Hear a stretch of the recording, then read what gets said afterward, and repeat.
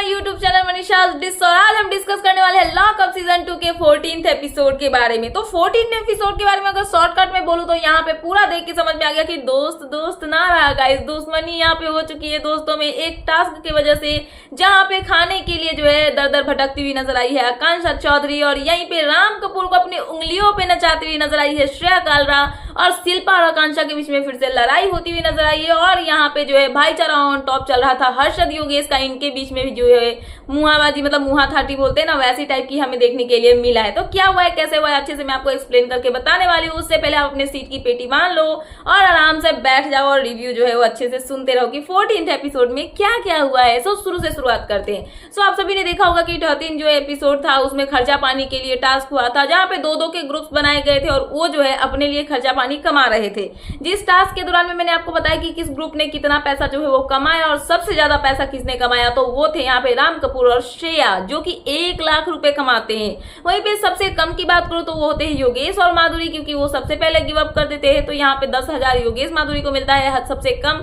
और सबसे ज्यादा यहाँ पे श्रेया और जो राम कपूर है उनको मिलता है। यहाँ तक तो सब ठीक था, सब लोग एंटर करते हैं, सबका स्क्रीन पे दिखाया जाता है कि किसने कितने पैसे जो है वो जीते हैं, किनके पास कितने पैसे है खर्चा पानी के लिए। और यहाँ पे सब लोग जो है लॉकअप में फिर से वापस आ जाते हैं। उनके आने के बाद यहाँ पे डिस्कशन ये चलता है कि आकांक्षा चौधरी कैसे खाना खाएंगी, क्योंकि वो तो सारे इनमेट्स के ऊपर में डिपेंडेड है। उनके पास में तो 1 रुपए भी जो है वो नहीं है, वो दोनों तो मतलब कोई भी गेम जो है टास्क परफॉर्म नहीं किया है। सो अब क्या होगा, जहां पे जाते हैं राम कपूर यहाँ पे क्या नाम है श्रेया के पास में, श्रेया से राम कपूर ये बोलते हैं कि देख हमारे पास बहुत सारे पैसे हैं, हम दुश्मनी को साइड में रखते हैं, तू अपना साइड में रख, पर आकांक्षा जो है उसको पैसे मतलब कि पैसा नहीं है उसके पास, तो उसको खाने की जरूरत है। तो तू एक काम कर, हमारा कैलकुलेट कर ले कि कितना पैसा लगेगा, उसके बाद जो भी पैसे बचेंगे उसमें से तू आकांक्षा को जो है खाना खिला दे, जाके एक बार उससे बात कर लेना। सो यहाँ पर श्रेया बोलती है कि आप मुझे मत सिखाओ कि मुझे क्या करना है, क्योंकि मैंने ऑलरेडी सोच रखा है कि मैं ऐसा कुछ जो है करूंगी। अगर आप मुझे ये चीज बता दोगे तो लोगों को लगेगा कि मैं आपके हिसाब से चल रही हूँ, जबकि मेरा खुद का गेम है और मुझे पता है कि मुझे कैसे गेम जो है वो खेलना है।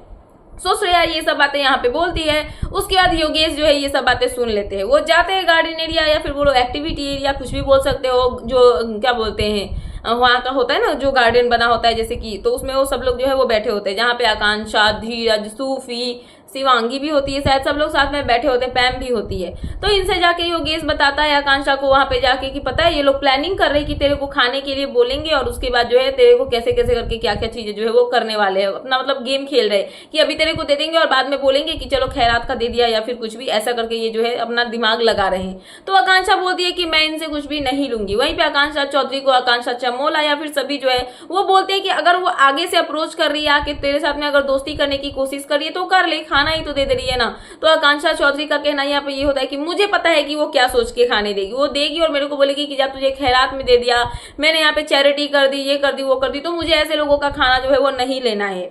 सो बेसिकली अगर बोला जाए तो धीरज और जो यहाँ पे सूफी है उन्होंने आई गेस 75,000 जो है वो कमाए थे, और यहाँ पे आकांक्षा चौधरी ये एक्सपेक्ट कर रही है कि शायद ये लोग जो है इनको पूरा खाना मतलब पूरे हफ्ते का जो खाना होता है ना डेली जो ऑर्डर करते 3 टाइम, तो ये इनको मिल जाएगा, लंच डिनर ब्रेकफास्ट तीनों इनकी तरफ से। बट यहाँ पे ऐसा नहीं होता है, आकांक्षा की एक्सपेक्टेशन ऐसी नहीं चलने वाली, क्योंकि सूफी से वो एक्सपेक्ट कर रही है, सूफी के लिए उन्होंने पैसे खर्च किए थे। बट सूफी का कहना यहाँ पे ये होता है कि जो पैसे हैं उसके कंट्रोल यहाँ पे धीरज के ऊपर में है, मेरा तो यहाँ पे स्टेटस ग्रीन नहीं है, तो धीरज कंट्रोल करेगा, तो वो डिसाइड करेगा कि उसको देना है या फिर नहीं देना है, मैं कुछ नहीं कर सकता हूँ। तो यहाँ पे आकांक्षा चौधरी थोड़ा सा डिसअपॉइंट होती है और वो वहां से जो है उठ के चली जाती है।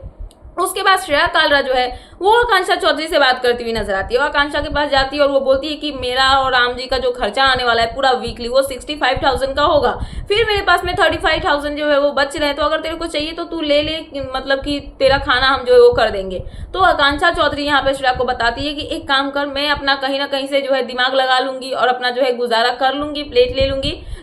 तू एक काम कर कि तू ना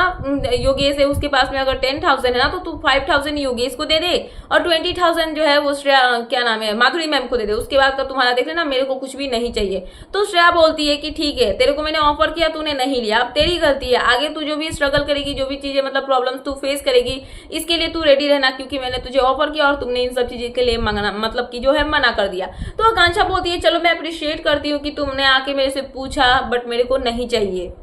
ये सब होता है, वहां से चले जाते हैं और उसके बाद यहाँ पे आता है कैंटीन में ऑर्डर करने का टाइम। तो डिजिटल कैंटीन ऑन होता है, सब लोग जाते हैं खाना ऑर्डर करने के लिए और यहाँ पे श्रेया कलरा बहुत एक्साइटेड होती है क्योंकि सबसे ज्यादा पैसे उनके पास में है। कहाँ 1.5 लाख में पूरा घर चल रहा था और यहाँ पे 1 लाख तो अकेले 2 लोगों के लिए आया हुआ है। तो पूरा प्रीमियम खाना मस्त ये लोग ऑर्डर करते हैं, आई मीन राम और श्रेया जो है वो करते हैं और प्रॉपर फुल मजे से जो है वो खाना खाते हैं। वहीं पे जिसके पास सबसे कम पैसे होते हैं तो वो अपना बेसिक जो नॉर्मल फूड होता है, डेली फूड, वही मंगाते हैं। वही पानी वाला जो है क्या रहता है मटर पनीर, सॉरी पालक पनीर, रायता, रोटी, यही सब वो जो है वो मंगाते हैं और थोड़ा सा चावल और वो खा लेते हैं। ठीक है, आकांक्षा का पहला प्लेट जो है वो ऑर्डर करती है यहाँ पे शायद आकांक्षा, चमोला एंड पैमला। सो यहाँ पे ये लोग आकांक्षा के लिए 1 प्लेट तो मंगवा देते हैं, बट यहाँ पे सबका कहना ये होता है कि हम हमेशा इसको जो है खाना नहीं खिला सकते हैं, तो इसको ऐसा कर लेना चाहिए कि सबके पास जाए और हफ्ता के लिए, पूरा हफ्ता भर के लिए लोग जो है इसको एक टाइम का खाना जो है वो दे तो सबका हो जाएगा। वरना अगर मेरे पास कम पैसे हैं, अगर मैं ही इसमें इन्वेस्ट कर दूंगी तो फिर मेरे पास ही खुद का खाने के लिए जो है कुछ भी नहीं बचेगा। सो ये सब बातें ये यहाँ पे कर ही रहे होते। उसके बाद आकांक्षा आती है और वो बोलती है कि मुझे एक्सपेक्टेशन था ये सूफी से, क्योंकि मैंने उस टाइम पे इसको सेव करने के टाइम में 5,000 10,000 कुछ भी नहीं देखा था, मैंने इसको जो है सेव कर दिया था। बट सूफी यहाँ पे बोलता है कि मेरे कंट्रोल में नहीं है, मेरा कंट्रोलर कोई और है, मैं उसको यहाँ पे नहीं बोल सकता हूँ ये सब चीजें जो है वो करने के लिए।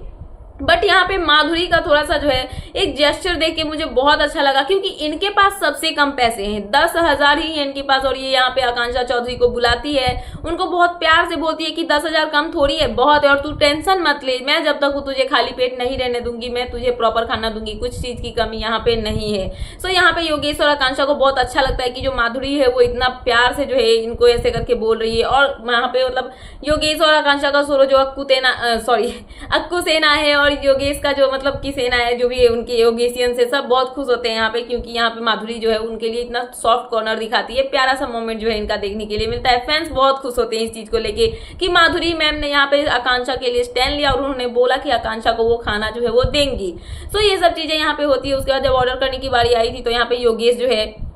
वो उनका खाना ऑर्डर करने जाती है माधुरी, और माधुरी का कहना यहाँ पे ये होता है कि उन्होंने योगेश के लिए फास्ट रखा है तो उनके लिए सर्वाइवल फूड जो है वो भेज दिया जाए, और योगेश के लिए वो प्लेट जो है वो ऑर्डर कर देती है। सब लोग यहाँ पे मस्त बैठते हैं, खा पी लेते हैं, और उसके बाद जो है हर्षद वाला जो रूम होता है उसमें योगेश बैठे होते हैं और वो बात कर रहे होते हैं। और उसी दौरान यहाँ पे क्या होता है कि हर्षद आते हैं और योगेश को बोलते हैं कि चल उठ भाई, यहाँ पे तू मत बैठ, मेरे को ये सब चीजें मतलब की पसंद है। पता नहीं उनको हाइजीन की क्या प्रॉब्लम है, मतलब योगेश ऐसे ही यहाँ पे ऐसे करके बेड पे बैठा हुआ था और यहाँ पे पीछे से जो है हर्षद आके बोलते हैं कि मेरे बेड पे जो है, मेरे पिलो पे तेरे हेयर नहीं लगने चाहिए। और इसको लेके इनके बीच में बहस हो जाती है कि जो रखना है अपने उसमें घुसा लो, ये कर लो वो कर लो, क्योंकि पिलो नॉर्मली मैं सर ही तो रख रहा था, उसमें मैंने ऐसे कंधा रखा था, ना कि अपना सर रखा हुआ था। बट हर्षद का कहना यहाँ पे ये होता है कि मैंने तेरे को पहले ही क्लियर किया था कि मेरे तकिए पे तू मत सोना, क्योंकि मुझे प्रॉब्लम है हेयर वाला, तो तू अगर नहीं समझ रहा है। तो योगेश बोलते हैं कि ठीक है मैं आऊंगा ही नहीं, तो हर्षद बोलते हैं ठीक है मत आ, कोई बात नहीं है। सो ऐसे करके यहाँ पे जो है इन लोगों की ये सब बातें जो है वो हो जाती है और वहां से वो निकल जाते हैं। जहाँ पे माधुरी बहुत कामली सिचुएशन को हैंडल करती है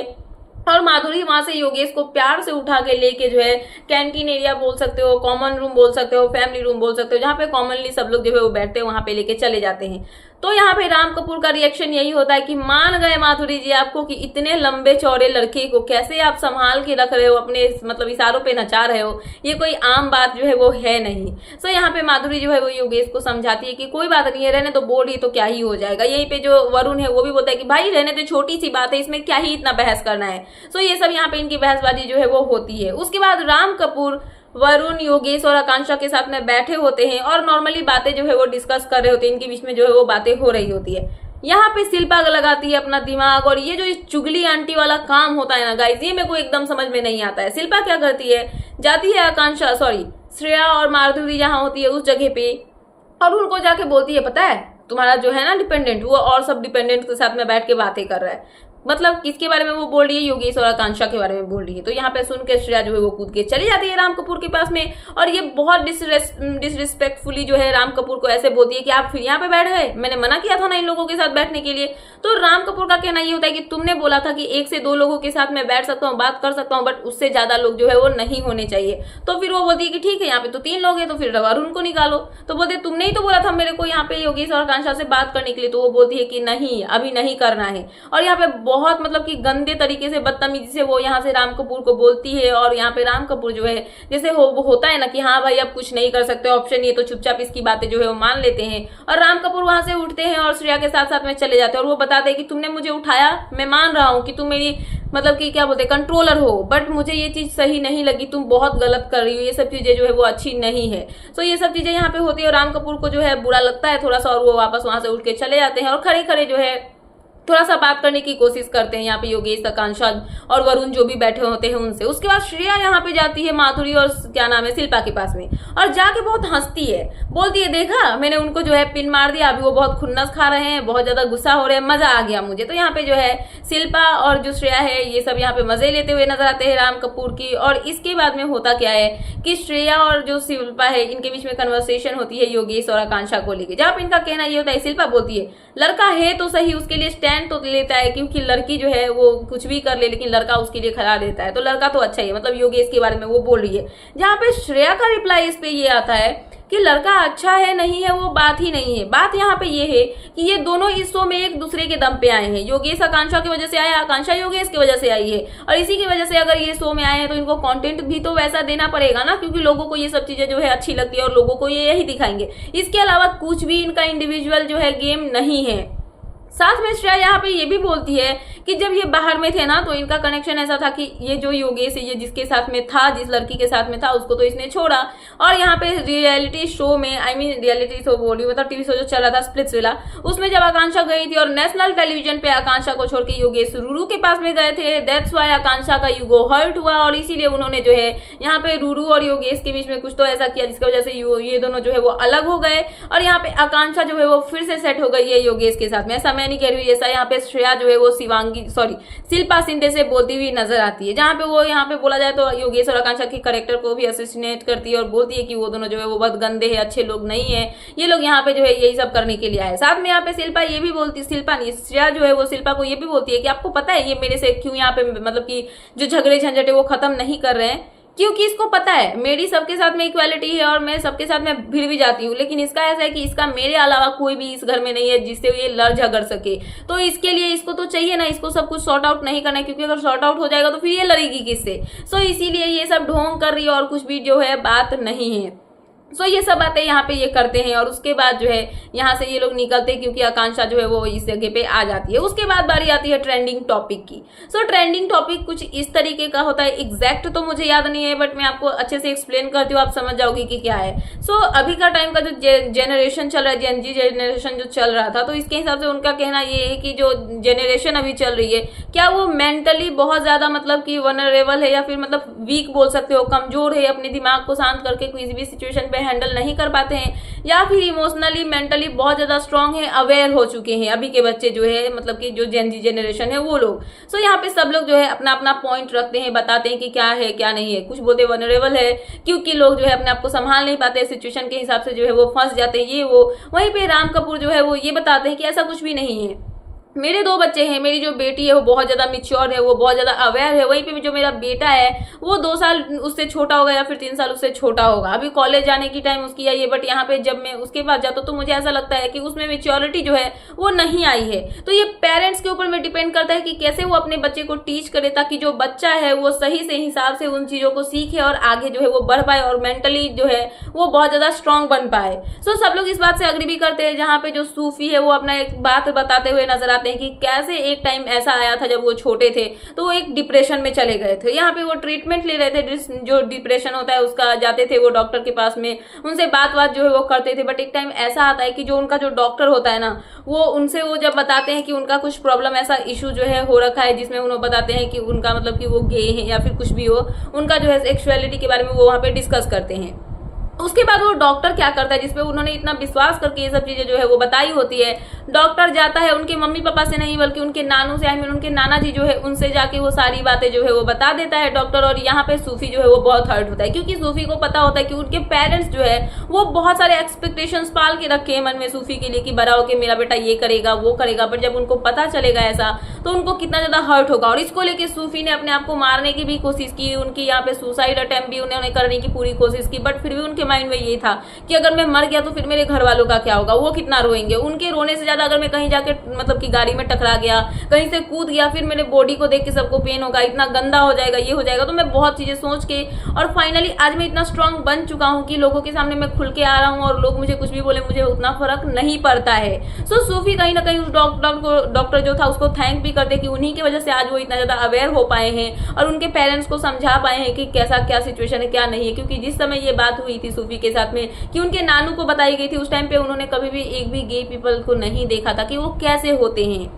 सो यहाँ पे सूफी ये सब बातें बताते हैं, उनको अप्रिशिएट किया जाता है इनमेट्स की तरफ से, सब लोग बहुत खुश होते हैं। और उसके बाद यहाँ पे जो है सब लोग जाते हैं सोने के लिए क्योंकि रात हो जाती है। रात होती है तो जब यहाँ पे सब सोने के लिए जाते हैं तो यहाँ पे राम कपूर हो गए, वरुण हो गए, और साथ में यहाँ पे क्या नाम है आपका योगेश हो गए और हर्षद हो गए, सभी एक साथ बैठे होते, धीरज भी होते, सब लोग डिस्कस कर रहे होते किसी एक पॉइंट को लेके कि कैसे यहाँ पे जो इंसान लोग होते वो सही नहीं होते। लोकल ट्रेन में आप जा रहे हो और आप लड़का और लड़की के साथ में ही बड़े लोग जो है वो जेंट्स इंसान ही बदतमीजी कर लेता है, गलत वे में टच करने की कोशिश करे या फिर कुछ भी ऐसा हो। जहाँ पे वरुण अपना एक इंसिडेंट जो है वो भी शेयर करते हैं कि कैसे वो लोकल ट्रेन में जा रहे थे तो उनके सामने एक अंकल बैठे थे, वही उनके साथ में जो है गलत चीजें करते हुए नजर आ रहे थे, मतलब गलत चीजें मतलब बताने की कोशिश जो है वो कर रहे थे। आप समझ रहे हो कि मैं क्या बोलने की कोशिश कर रही हूँ। सो ये सब चीजें यहाँ पे डिस्कस करते तो राम कपूर बताते हैं कि ये सब आम बात है भाई, नॉर्मली लोकल ट्रेन में अगर तू जाएगा तो तेरे को ये सब देखने के लिए मिल ही जाएगा, नॉर्मल बातें हैं। सो ये सब यहाँ पे ये डिस्कस करते हैं। उसके बाद सब लोग चले जाते हैं सोने के लिए और सोने के बाद जो है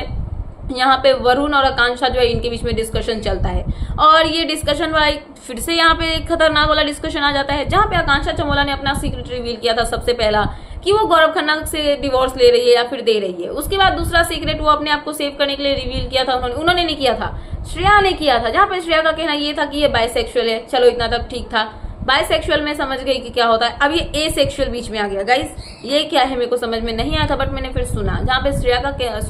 आकांक्षा का कहना ये था कि मैं किसी के साथ में मतलब कि समझ सकते हो इंटीमेट नहीं हो सकती हूँ, मुझे नहीं पसंद है ये सब होना, इसको यहाँ पे एसेक्सुअल बोलते हैं। तब मुझे ना लड़की ना लड़का किसी से कोई मतलब नहीं है, मुझे किसी के साथ में इंटीमेट ही नहीं होना है और मैं ऐसी ही ठीक हूँ। तो अभी मेरा माइंडसेट जो है वो वैसा हो चुका है, बाइसेक्सुअल नहीं मैं एसेक्सुअल हो चुकी हूँ। जहाँ पे वरुण को थोड़ी बहुत समझ में नहीं आती और यहाँ पे आकांक्षा चमोला जो है उनको अच्छे से एक्सप्लेन करती है कि मैं किसी की तरफ अट्रैक्ट नहीं होती हूँ, मुझे अपना लाइफ जो है ऐसे ही जीना है और मुझे ये सब चीजें अपनी लाइफ में नहीं चाहिए।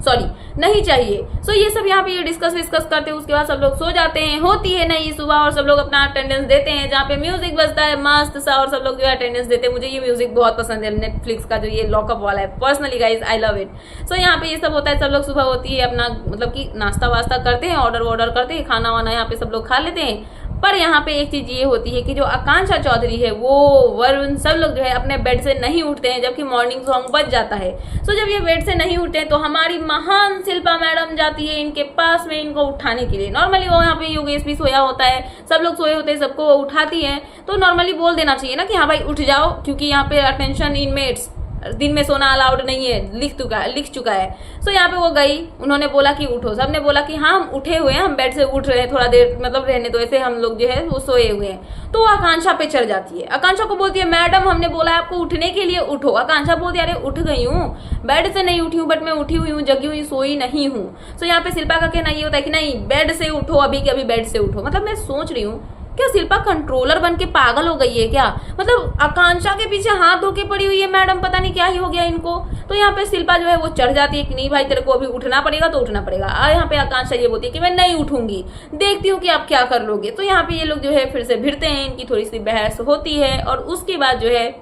यहाँ पे कौन आता है, माधुरी यहाँ पे आकांक्षा को समझाती है कि तू क्यों लगती है उससे, तेरे को पता है कि उसको तेरे से खुन्नस खाई रहती है, उससे दूरी रहे, उससे दूरी बनाए रख और नॉर्मली तू उसको जवाब ही मत दे। जहाँ पे आकांक्षा का कहना ये होता है कि मैम आपने देखा मेरी अभी गलती नहीं थी, मेरे को उन्होंने उठने की बात बोली, मैंने बोला कि हाँ मैं उठी हूँ, मैं थोड़ी देर में उठ जाऊंगी, बट वो मेरे पीछे ही पड़ी है, किस बात का खुन्नस है मुझे खुद भी पता नहीं है। जहाँ पे माधुरी ये पैगाम लेके जाती है श्रेया और शिल्पा के पास में और उनको वो बताती है कि पता है वो ऐसे ऐसे बोल रही थी कि आपको पता नहीं क्या प्रॉब्लम है उससे, कि आप हमेशा उसको जो है गलत ही जज करते हो और उसके पीछे ही हमेशा पड़े रहते हो। जहाँ पे शिल्पा ऐसे ऐसे उंगली से काउंट करके दिखाती है कि बहुत सारे प्रॉब्लम्स है, वो बहुत बदतमीज है। तो श्रेया और जो आकांक्षा क्या नाम है शिल्पा जो है वो ये सब बातें आकांक्षा के लिए बोलती है, जहाँ पे आकांक्षा वहीं पे बैठी होती है। तो यहाँ पे शिल्पा ये बोलती है मैंने उसको क्या कहा था, अभी उठने को बोला था पर उसने मना कर दिया। तो आकांक्षा बोलती है कि मेरे को आपको ने उठने के लिए बोला तो मैं उठ गई ना, आप जबरदस्ती मेरे को बेड से उठा के हटाओगे क्या। तो शिल्पा बोलती है तुमने बोला था कि मैं नहीं उठूंगी। तो आकांक्षा बोलती है आपका काम था बोलना, आपने बोला, अब मैं नहीं उठूंगी क्योंकि मेरा मन नहीं है उठने का, वो मैं देखूंगी कि मेरे को क्या करना है क्या नहीं करना है। सो यहाँ पे ये सब बातें होके जो है इनकी फिर से बहस हो जाती है शिल्पा और यहाँ पे जो आकांक्षा है उनकी बहस होती रहती है। माधुरी बीच में इनको रोकने की कोशिश भी करती है, बट यहाँ पे आकांक्षा को रोकना माधुरी का श्रेया को और शिल्पा को रास नहीं आता है, क्योंकि श्रेया बोलती है कि वो मेरी दुश्मन है और अगर आप मेरी दोस्त हो तो मेरे दुश्मन से दूर रहो। तो यहाँ पे माधुरी बोलती है कि तेरी प्रॉब्लम है ना उन लोगों से, पर मेरी तो कोई भी दुश्मनी नहीं हुई है, योगेश मेरे साथ बहुत अच्छा है, मेरी बहुत रिस्पेक्ट करता है, वहीं पे आकांक्षा भी मेरी बहुत रिस्पेक्ट करती है, तो फिर मैं कैसे इनके अगेंस्ट जा सकती हूँ। सो आकांक्षा और योगेश के लिए स्टैंड लेती है माधुरी, तो यहाँ पे ये लोग उनके अगेंस्ट हो जाते हैं और यहाँ पे जो है इनकी बदतमीजी भी चलती हुई नजर आती है। जहाँ पे श्रेया जो है वो माधुरी से बात कर रही होती है, जहाँ पे माधुरी बताती है कि थोड़ा सा तो समझ लेना, दोस्ती कर ले उससे, क्यों ही इतना ये करना है। तो यहाँ पे श्रेया जो है वो बोलती है डम हो आप, आर यू डम, आप पागल हो। बट यहाँ पे योगेश आकांक्षा जब ये सुनते हैं तो उनको आता है गुस्सा कि माधुरी मैम से ऐसे करके वो क्यों बात कर रही है श्रेया। तो ये दोनों पहुंच जाते हैं वहां पे माधुरी और श्रेया के पास में और वो बोलती है कि तुम इतना बदतमीजी से मैम से क्यों बात कर रही हो और मैम आप सह क्यों रही हो किसी की बदतमीजी, यहाँ से उठो और चलो। जहाँ पे श्रेया और माधुरी जो है वो बोलते हैं हम नॉर्मली बात कर रहे हैं, हम ऐसे ही बात कर रहे हैं, तो तुम लोग टेंशन मतलब मैं थोड़ी देर में आती हूँ। बट यहाँ पे श्रेया का कहना ये होता है कि हम लोग भी अच्छे से बात कर रहे हैं, तुम लोग जाओ हमें बात करने दो। तो यहाँ पे जो है इन दोनों का कन्वर्सेशन फिर से स्टार्ट होता है और यहाँ पे आकांक्षा और योगेश जो है वो बोलते हैं कि तुम्हारी लैंग्वेज अच्छी नहीं है श्रेया, हम लोगों को मत बोलो, तुम भी यहाँ पे जो है बदतमीजी कर रही हो। सो यहाँ पे जब ऐसे बोला जाता है तो यहाँ से ये दोनों चले जाते हैं। माधुरी और श्रेया फिर से दूसरे साइड जाते हैं और डिस्कस करते हैं, जहाँ पे माधुरी को श्रेया क्लियरली ये बोलती है कि अगर आपको इन दोनों से रिलेटेड कोई भी बात करना होगा तो प्लीज मेरे से दूर रहना, क्योंकि अगर मेरा कोई एनिमी है और मेरा फ्रेंड अगर उसका फ्रेंड बन रहा है तो वो मेरा फ्रेंड कभी भी नहीं हो सकता है। और यहाँ पे माधुरी का कहना ये होता है कि तुम्हारी दुश्मनी है पर मेरी दुश्मनी नहीं है, तो मैं कैसे दुश्मनी निकालूं, मैं दुश्मनी नहीं कर सकती हूँ। सो ये सब यहाँ पे होती है और उसके बाद माधुरी वहां से चली जाती है और यहाँ पे चुगली चट्टा मतलब फिर से चालू हो जाता है। इस चुगलीखोर आंटी बन चुकी है श्रेया और क्या नाम है श्रेया और क्या नाम है यार, मैं नाम भी भूल जाती हूँ यार इसका, क्या नाम है, शिल्पा शिंदे, यस। सो शिल्पा शिंदे और श्रेया जो है फिर से मिलकर माधुरी की चुगली करने लगते हैं और उसके बाद यहाँ पे ये होता है कि गेम स्टार्ट होता है। मतलब कि जो इनमेट्स है उनके पास में आती है जेलर यानी कि फराह खान। फराह खान यहाँ पे हॉर्न बजाती है कि इनमेट्स में आ चुकी हूँ और यहाँ पे जो है फराह खान की एंट्री होती है। सो आप सभी को पता ही था, जैसा कि मैंने आपको बताया था कि यहाँ पे लॉकअप में जो है इनमेट्स को यहाँ पे डिपेंडेंट बना दिया गया है और यहाँ पे कंट्रोलर बना दिया गया है। सो कंट्रोलर को ये करना है कि जो उनके डिपेंडेंट्स हैं उनके सीक्रेट्स यहाँ पे उनको बचा के रखने हैं और ये होने वाला है एक इंटरेस्टिंग सा टास्क। सो यहाँ पे 6 क्या नाम है कंट्रोलर है और 7 यहाँ पे डिपेंडेंट है। तो यहाँ पे 13 लोगों में ऐसा जो है यहाँ पे बोला जाए तो बंटवारा हो गया है कि इतने लोग ये रहेंगे इतने लोग ये रहेंगे। तो यहाँ पे टास्क जो है वो यहाँ पे कंट्रोलर के लिए आया है ना कि डिपेंडेंट के लिए, बट डिपेंडेंट ही इसमें फंसा हुआ है क्योंकि जितने भी कंट्रोलर से सारे तो सेफ हो चुके हैं। सो जैसे ही यहाँ पे जो है टास्क स्टार्ट होता है तो फराह बताती है कि वहां पे ना एक कैमरा लगा हुआ है जो कि मतलब पूरा राउंड घूमते रहेगा और यहाँ पे क्या करना है तुम लोगों को कि चोरी से उसके अंदर में घुसना है कैमरे से बच के 360, क्योंकि वो कैमरा घूमता रहेगा और वहां पे बहुत सारे फाइल्स जो है वो रखे हुए हैं और फाइल्स के पास में तुमको जाना है और चूज करना है, उसमें खोजना है, ठीक है। उसमें खोजना है ये कि तुम्हारा जो यहाँ पे है ना क्या नाम है डिपेंडेंट, उसके नाम का फाइल होगा, उसको यहाँ से तुमको जो है छुपा के कैमरे से बचा के लॉक खोल के बाहर निकल के आना है और यहाँ पे जब तुम आ जाओगे तो तुम्हारा जो डिपेंडेंट होगा उसका सीक्रेट सेफ हो जाएगा क्योंकि उस फाइल में उसका सीक्रेट है और जिसका सीक्रेट जो है जो मतलब फाइल सबसे पहले लेके नहीं आएगा उसका सीक्रेट यहाँ पे रिवील होने के कगार पे आ जाएगा, मतलब वो ये राउंड हार जाएगा। बट इसमें अगर आप जीत भी जाओगे तो आपका जो डिपेंडेंट है वो सेफ नहीं रहेगा, वो एट्रिक्स में ही रहने वाला है। बट फराह यहाँ पे बोल की जाती है कि इसके साथ में भी एक ट्विस्ट होने वाला है क्योंकि मैं आई हूँ तो ट्विस्ट के बिना तो जाने वाली नहीं हूँ। उसके बाद यहाँ पे स्टार्ट होता है गेम स्टार्ट होता है। तो सबसे पहले इस राउंड में कौन जाता है तो धीरज धूपर होते हैं और शिल्पा शिंदे होती है। इन दोनों को जो है सबसे पहले उस रूम में बंद कर दिया जाता है। सो लॉक कर दिया जाता है उस रूम में और उसके बाद जो वहाँ पे एक सेटअप बनाया रहता है, बीच में एक खंबा होता है, उस पर कैमरा लगा होता है जो कि 360 घूमेगा और उसके बाद चारों तरफ जो है फाइल बॉक्सेस सब रखे होते हैं, उसमें से उनको जो है खोजना अपने डिपेंडेंट का फाइल। सो यहाँ पे धीरज को जो है बोलती है क्या नाम है शिल्पा कि शिवांगी का अगर तेरे को मिले तो मुझे दे देना और तू अपना जो है वो करते रहे। धीरज क्या करते हैं, उनका गेम क्या था मेरे को समझ में नहीं आया क्योंकि वो सूफी के कंट्रोलर है। धीरज एक कोने में चेयर के टेबल के नीचे जाकर बैठ जाते हैं, वहां से हिलते ही नहीं है।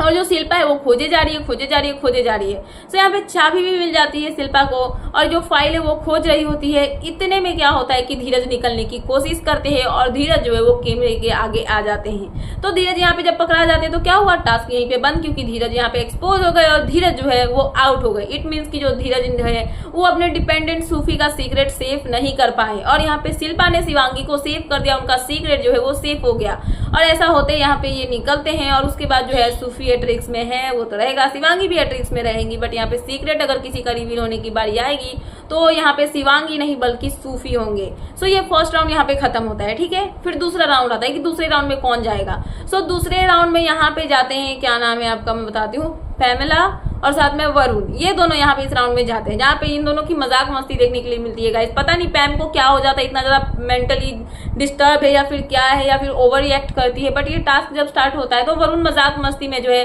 पेपर्स लेके उसके ऊपर में डाल देते हैं, बोलते हैं कि मैं मेकअप थोड़ी हूँ कि मेरे पीछे पीछे आ रही है, मैं तो लड़का हूँ। बट यहाँ पे जो है क्या नाम है, आकांक्षा बोली, सॉरी पैमला, वो पीछे पीछे वरुण की भागती है, वो अकेले परफॉर्म ही नहीं करती, वो सोचती है कि सेफली वरुण के पीछे घूम घूम के वो निकल जाएंगी। जहाँ पे वरुण जो है वो मजाक मस्ती में उनको कुछ कुछ बोलते हैं, पैमला भी यहाँ पे बोलती है। बट पता नहीं अचानक उनको क्या हो जाता है, माता आ जाती है कि क्या, कि वो चिल्लाने लगती है कि मेरे ऊपर में ये पेपर थ्रो कर रहा है, ये कर रहा है, वो कर रहा है। यहाँ पे वो चिल्लाने लगती है और फाइनली ऐसा होता है कि जो कैमरा है वो यहाँ पे पैमला को सपोर्ट कर लेता है और कैमरे के सामने पकड़ी जाती है पैमला। मतलब कि जो वरुण है वो सेव हो जाते हैं, वो तो सेव है ही,